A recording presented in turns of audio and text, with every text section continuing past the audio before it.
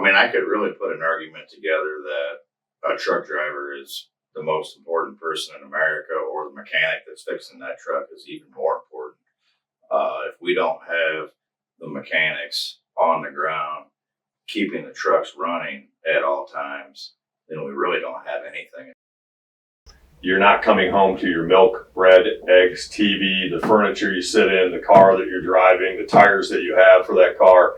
It all got there because a truck brought it to that facility. Mm-hmm. So if the trucking stops, the industry stops, then all that does. I think there's a big misconception about diesel technicians, and there's a lot of schooling that they go through, and it starts, at a young age anymore. It needs to be starting in the high school, and some of the high schools are, they do have these courses going on, even if it's starting in the automotive side of things. Let you start to choose what you want to go into. You might become an automotive technician. You might decide you want to become a diesel technician, but your training never stops. When I grew up, just as when you were there were shop classes that actually helped me become who I am today. Mm-hmm. I mean, I think about my shop teachers all the time.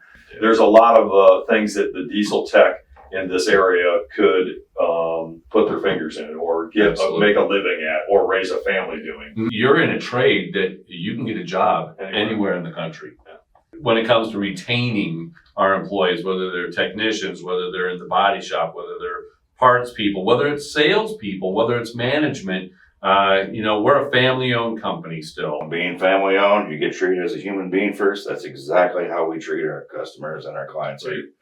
Like, I'm here for you first.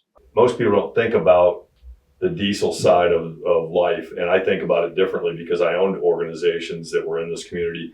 I think about the guys that are running dump trucks that built the bridge last year, that those semis that were running on the bridges, the guys that are building these roads. Those are all guys that live in this community. Mm-hmm. And every place that you guys are located, that's what it's about. It's the community level that you're at. And you're keeping all these things moving in this community, and people don't even realize that.